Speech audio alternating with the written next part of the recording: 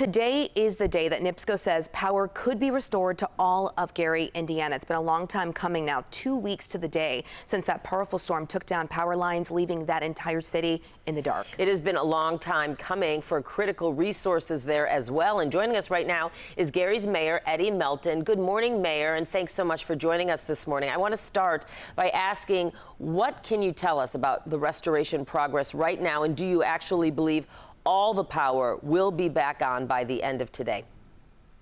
Yes. Last night I received an update around 9 p.m. that we're a little bit under 3,000 residents that are still without power. So that's promising. But until I get that phone call that the last home has been turned on, we're not going to stop pushing for restoration. Mayor, in a statement we just saw on social media, you spoke to President Trump yesterday. How did that conversation go? And more importantly, how did you get reassurance about the help? Were you promised anything? Did they say they're going to step in to help? Well, the conversation went well. I was joined by U.S. Senator Jim Banks that facilitated the call, and President Trump was very aware of what's going on in the city of Gary. Did not know how severe it was until Senator Jim Banks came and laid eyes on the situation. So we're hoping that President Trump will move the federal assistance through to help the city of Gary, Northwest Indiana, and all of the state of Indiana, because we know Central Indiana has also been impacted by severe flooding. I mean, it's so much more than just residents without electricity. There's so many ripple effects, and we know that a class action lawsuit has already been filed against NIPSCO over the outages. Will the city of Gary pursue legal action, and is there a way for you to foresee NIPSCO being able to make up for this somehow? Well, I think all options are on the table. Our legal counsel is looking to see what the governor is doing as well, because the conversations have been had into just probing to figure out how did the process go. And we need to know that. I think everyone needs to know that, especially NIPSCO as well. But what we're doing, we are putting together a list of requests to ensure that customers are at ease after the storm, having a moratorium on disconnections, ensuring that we work towards some type of a credit during the time frame that the power was out, and also revisiting the infrastructure. How do we prepare for stronger storms in the future? And Mayor, I wanted to go back to, I know we talked about talking to the governor. With the president and the senator, was there a particular ask that you had when it comes to the federal help that's needed? I mean, is there a price point on this that could actually help? Well, a couple of things. One, food is significantly important right now. Ensuring that the governor, requesting that the governor increase SNAP benefits for those that are on SNAP.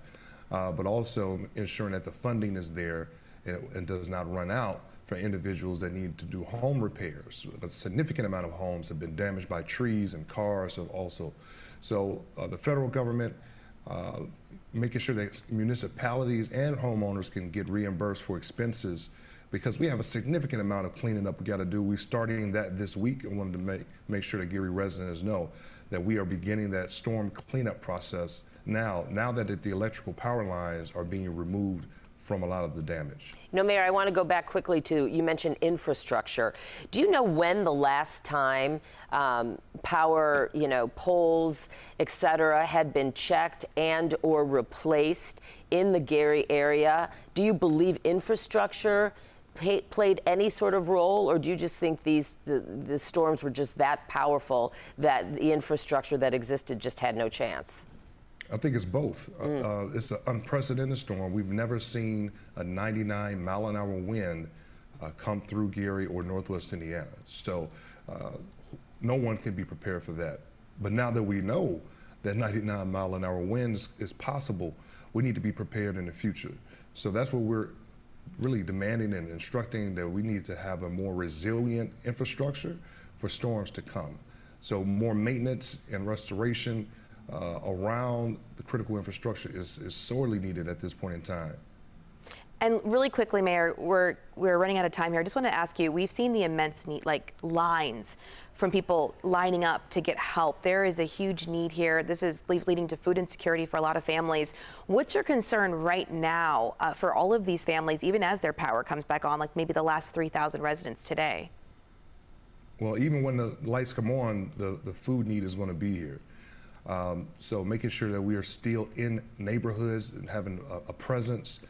My team has been working with a lot of our food truck vendors. Our restaurants have been donating and just taking it upon themselves to go into neighborhoods to deliver meals to senior citizens in our most vulnerable community, people with disabilities as well. So we're going to continue to fight to make sure we get the resources. We're raising dollars right now. People can go to gary.gov/storm recovery. We have a fund with our community foundation that we're helping to repair homes as well as provide food. I'm so glad. Yeah, Mayor Eddie Melton of Gary, thanks so much for joining us. I know there's still much work ahead and a lot of conversations to be had, and we hope to check in with you again in the coming days or weeks. Thank you for joining us.